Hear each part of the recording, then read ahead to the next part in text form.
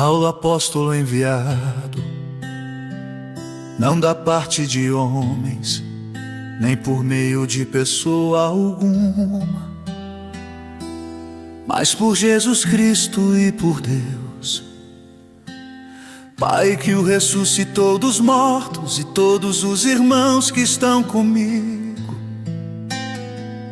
as igrejas da Galácia. A vocês, graça e paz da parte de Deus nosso Pai e do Senhor Jesus Cristo, que se entregou a si mesmo por nossos pecados, a fim de nos resgatar desta presente era perversa, segundo a vontade de nosso Deus e Pai, a quem seja a glória para todos sempre. Amém. Admiro-me de que vocês estejam abandonando tão rapidamente aquele que os chamou pela graça de Cristo, para seguirem outro evangelho que, na realidade, não é o evangelho. O que ocorre é que algumas pessoas os estão perturbando, querendo perverter o evangelho de Cristo. Mas ainda que nós ou um anjo do céu pregue um evangelho diferente daquele que lhes pregamos, que seja amaldiçoado. Como já dissemos, agora repito: se alguém lhes anuncia um evangelho diferente daquele que já receberam, que seja amaldiçoado. Acaso busco eu agora a aprovação dos homens, ou a de Deus? Ou estou tentando agradar a homens? Se eu ainda estivesse procurando agradar a homens, não seria servo de Cristo. Irmãos, quero que saibam que o evangelho por mim anunciado não é de origem humana, não recebi de pessoa alguma, nem me foi ele ensinado. Pelo contrário, eu recebi de Jesus Cristo por revelação. Vocês ouviram qual foi o meu procedimento no judaísmo, como perseguia com violência a igreja de Deus, procurando destruí-la. No judaísmo, eu superava a maioria dos judeus da minha idade e era extremamente zeloso das tradições dos meus antepassados. Mas Deus me separou desde o ventre materno e me chamou por sua graça, quando lhe agradou revelar o seu Filho em mim, para que eu o anunciasse entre os gentios. Não consultei pessoa alguma. Tampouco subi a Jerusalém para ver os que já eram apóstolos antes de mim, mas de imediato parti para a Arábia e tornei a voltar a Damasco. Depois de 3 anos, subi a Jerusalém para conhecer Pedro pessoalmente. Estive com ele 15 dias. Não vi nenhum dos outros apóstolos, a não ser Tiago, irmão do Senhor. Quanto ao que lhes escrevo, afirmo diante de Deus que não minto. A seguir, fui para as regiões da Síria e da Cilícia. Eu não era pessoalmente conhecido pelas igrejas da Judéia que estão em Cristo. Apenas ouviam dizer: a PM que antes nos perseguia, agora está anunciando a fé que outrora procurava destruir. E glorificavam a Deus por minha causa.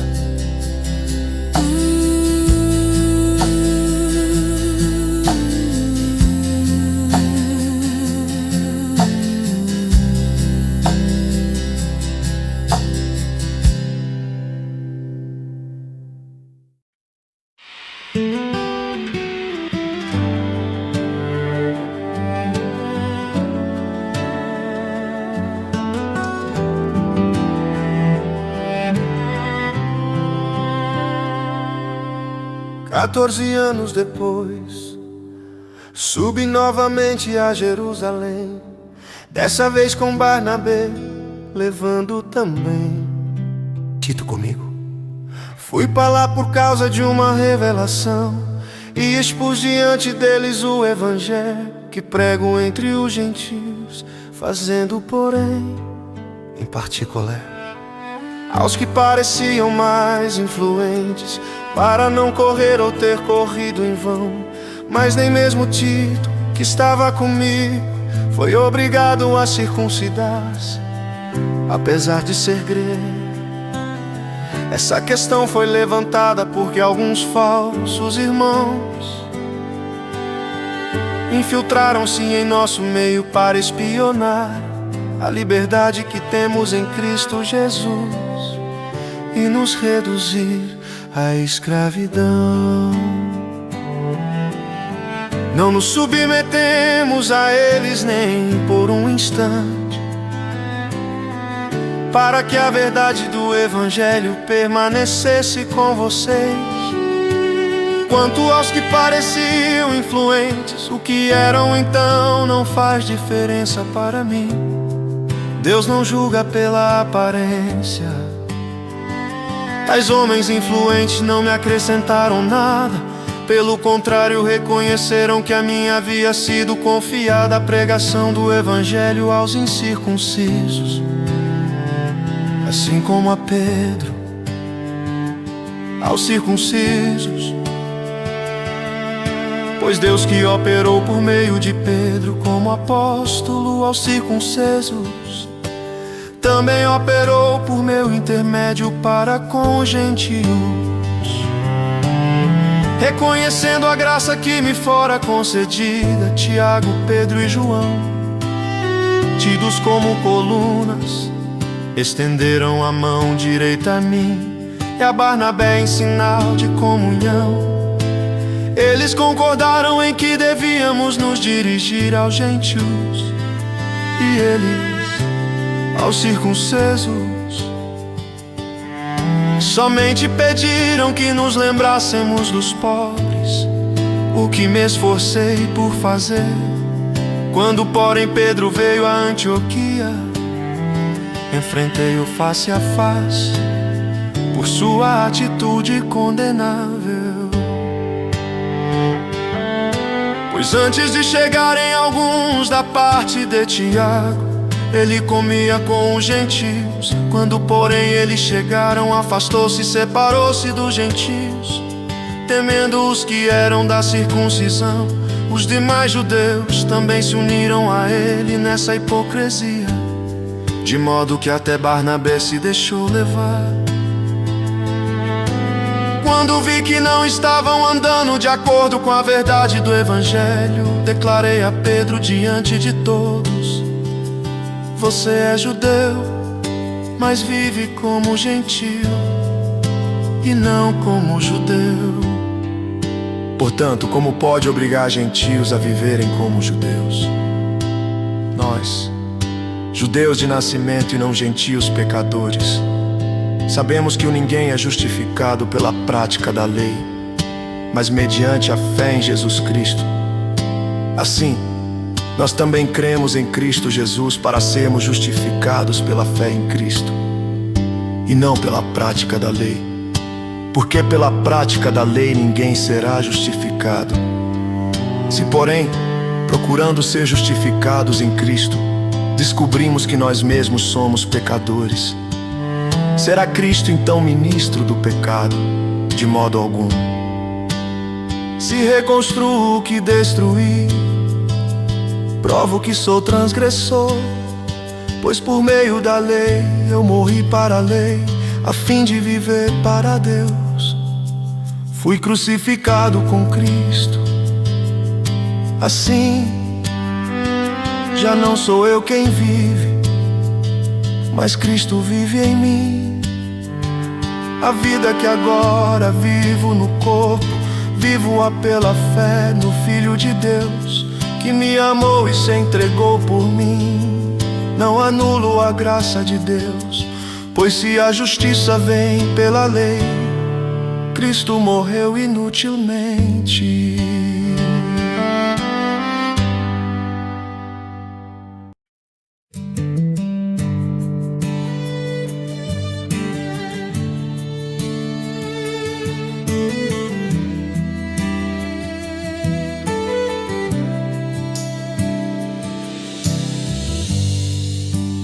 Ó Gálatas insensatos, quem os enfeitiçou não foi diante dos seus olhos que Jesus Cristo foi exposto como crucificado.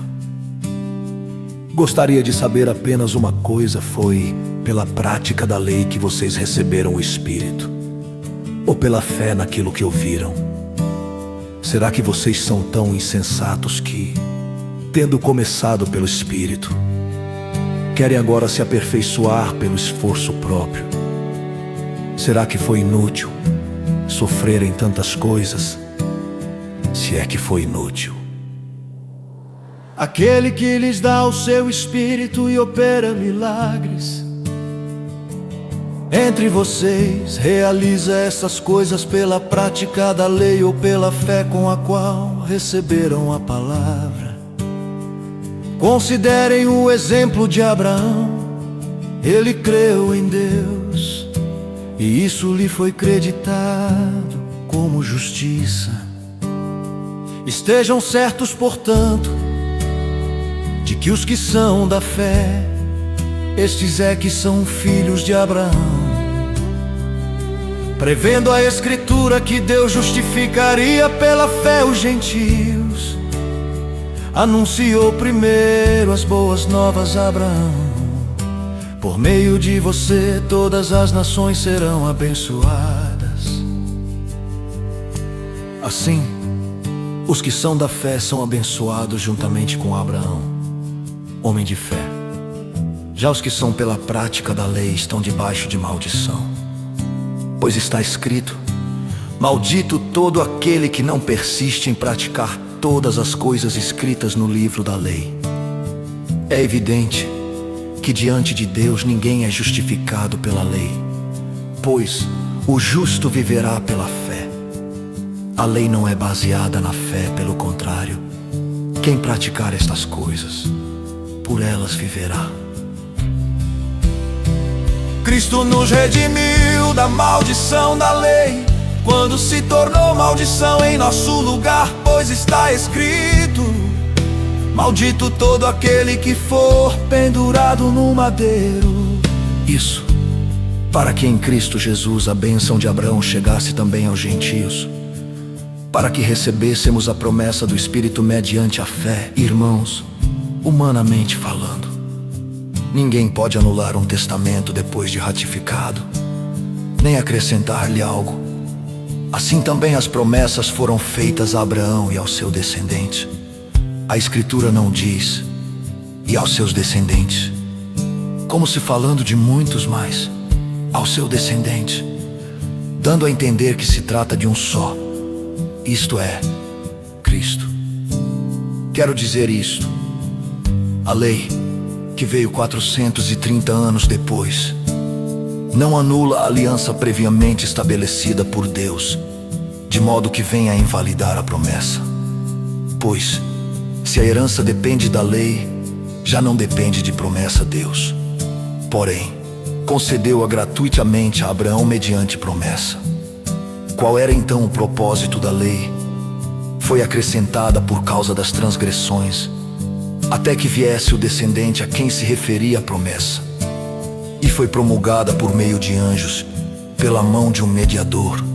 Contudo, o mediador representa mais de um. Deus, porém, é um. Então a lei opõe-se às promessas de Deus de maneira nenhuma. Pois se tivesse sido dada uma lei que pudesse conceder vida, certamente a justiça viria da lei.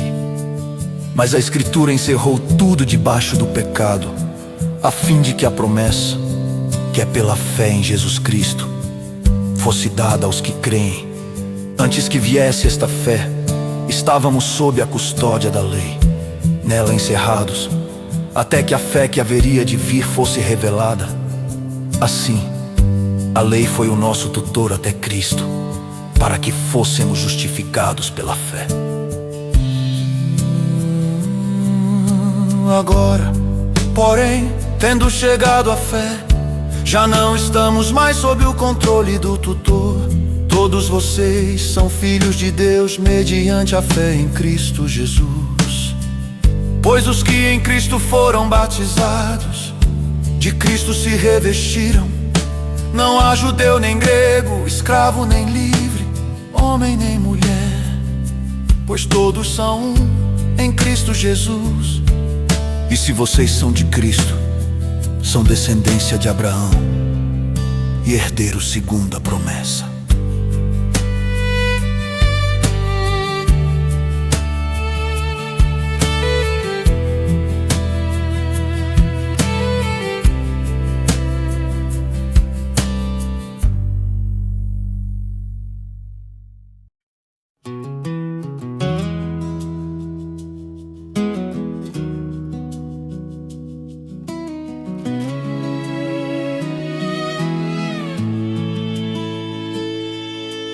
Digo, porém, que enquanto o herdeiro é menor de idade, em nada difere de um escravo, embora seja dono de tudo. No entanto, ele está sujeito a guardiães e administradores até o tempo determinado por seu pai. Assim também nós, quando éramos menores, estávamos escravizados aos princípios elementares do mundo.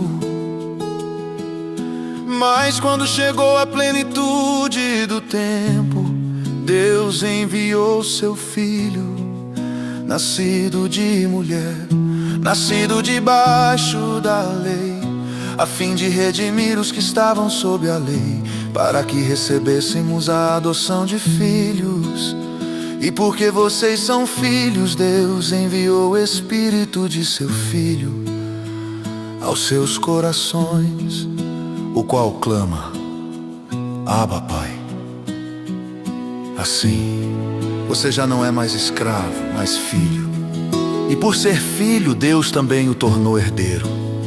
Antes, quando vocês não conheciam a Deus, eram escravos daqueles que por natureza não são deuses.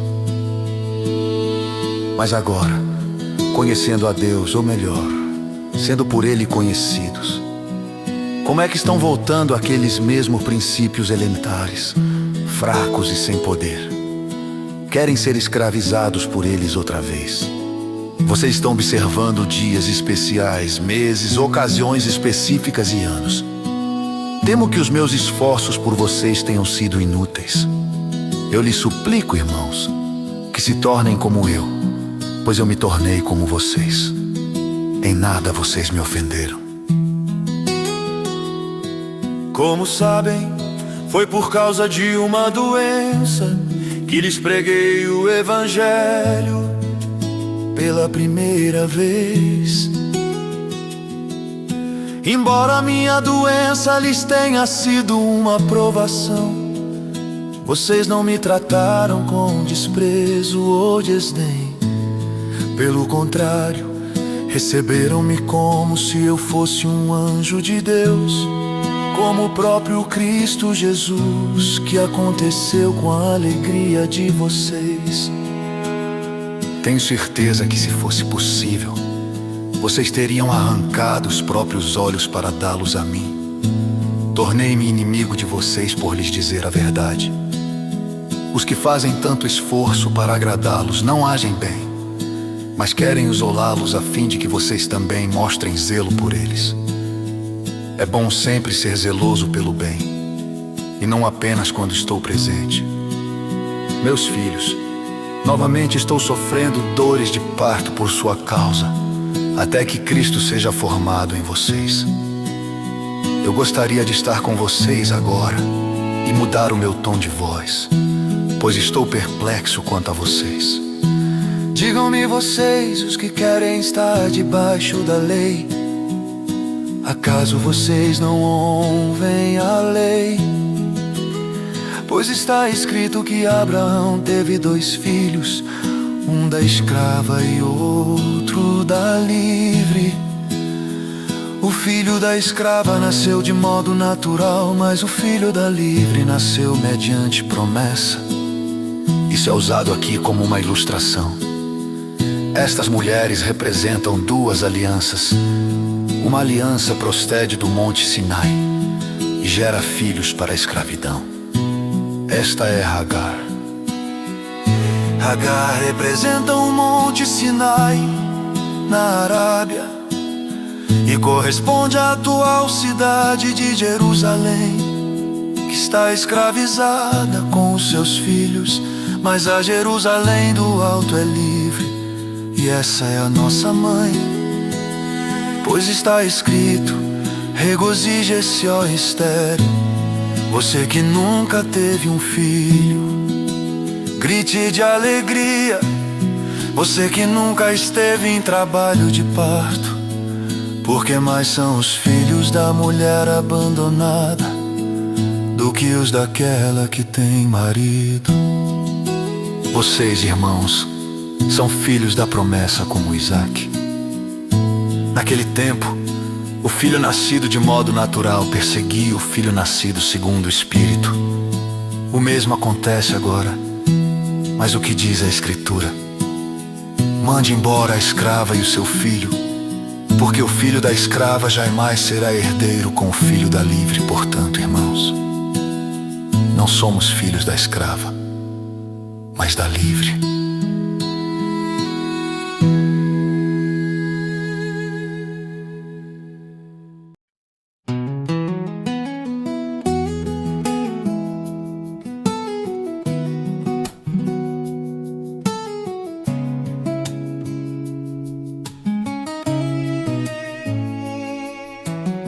Foi para a liberdade que Cristo nos libertou. Portanto, permaneçam firmes e não se deixem submeter novamente a um jugo de escravidão. Ouçam bem o que eu, Paulo, lhes digo: caso se deixem circuncidar, Cristo de nada lhes servirá. De novo declaro a todo homem que se deixa circuncidar que está obrigado a cumprir toda a lei. Vocês que procuram ser justificados pela lei separaram-se de Cristo, caíram da graça. Pois é mediante o Espírito que nós aguardamos pela fé a justiça que é a nossa esperança. Porque em Cristo Jesus nem circuncisão nem incircuncisão tem efeito algum, mas sim a fé que atua pelo amor. Vocês corriam bem, quem os impediu de continuar obedecendo à verdade? Tal persuasão não provém daquele que o chama. Um pouco de fermento leveda toda a massa. Estou convencido no Senhor de que vocês não pensarão de nenhum outro modo. Aquele que os perturba, seja quem for, sofrerá a condenação. Irmãos, se ainda estou pregando a circuncisão, porque continuo sendo perseguido. Nesse caso, o escândalo da cruz foi removido. Quanto esses que os perturbam, quem dera que se castrassem. Irmãos, vocês foram chamados para a liberdade, mas não use a liberdade para dar ocasião à vontade da carne. Pelo contrário, sirvam uns aos outros mediante o amor. Toda a lei se resume num só mandamento: ame o seu próximo como a si mesmo. Mas se vocês se mordem e se devoram uns aos outros, cuidado para não se destruírem mutuamente. Por isso digo, vivam pelo Espírito, e de modo nenhum satisfarão os desejos da carne. Pois a carne deseja o que é contrário ao espírito, e o espírito o que é contrário à carne. Eles estão em conflito um com o outro, de modo que vocês não fazem o que desejam. Mas se vocês são guiados pelo Espírito, não estão debaixo da lei. Ora, as obras da carne são manifestas: imoralidade sexual, impureza e libertinagem, idolatria e feitiçaria, ódio, discórdia, ciúmes, ira, egoísmo, dissensões, facções e inveja, embriaguez, orgias e coisas semelhantes. Eu os advirto, como antes já os adverti, que os que praticam essas coisas não herdarão o reino de Deus. Mas o fruto do Espírito é amor, alegria, paz, paciência, amabilidade, bondade, fidelidade, mansidão e domínio próprio. Contra essas coisas não há lei. Os que pertencem a Cristo Jesus crucificaram a carne com as suas paixões e os seus desejos. Se vivemos pelo Espírito, andemos também pelo Espírito. Não sejamos presunçosos, provocando uns aos outros e tendo inveja uns dos outros. Tentar novamente, o Claude pode cometer erros. Confira sempre as respostas.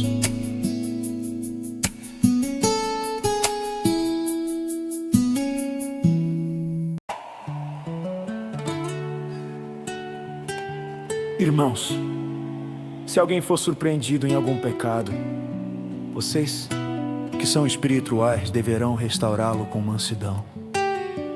Cuide-se, porém, cada um para que também não seja tentado. Levem os fardos pesados uns dos outros, e assim cumpram a lei de Cristo. Se alguém se considera alguma coisa, não sendo nada, engana-se a si mesmo. Cada um examine os próprios atos, e então poderá orgulhar-se de si mesmo, sem se comparar com ninguém. Pois cada um deverá levar a própria carga. O que está sendo instruído na palavra, partilhe todas as coisas boas com quem o instrui. Não se deixem enganar, de Deus não se zomba. Pois o que o homem semear, isso também colherá. Quem semeia para a sua carne, da carne colherá destruição. Mas quem semeia para o Espírito, do Espírito colherá a vida eterna. E não nos cansemos de fazer o bem, pois no tempo próprio colheremos, se não desanimarmos, portanto. Enquanto temos oportunidade, façamos o bem a todos, especialmente aos da família da fé.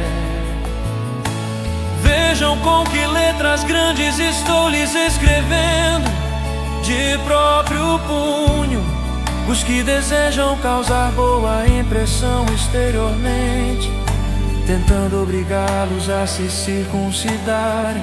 Agem desse modo apenas para não serem perseguidos por causa da cruz de Cristo. Nem mesmo os que são circuncidados cumprem a lei. Querem, no entanto, que vocês sejam circuncidados a fim de se gloriarem no corpo de vocês. Quanto a mim, que eu jamais me glorie a não ser na cruz de nosso Senhor Jesus Cristo, por meio da qual o mundo foi crucificado para mim. E eu para o mundo, de nada vale ser circuncidado ou não. O que importa é ser uma nova criação. Paz e misericórdia estejam sobre todos os que andam conforme essa regra, e também sobre o Israel de Deus. Sem mais que ninguém me perturbe, pois trago em meu corpo as marcas de Jesus. Irmãos, que a graça de nosso Senhor Jesus Cristo seja com o espírito de vocês. Amém.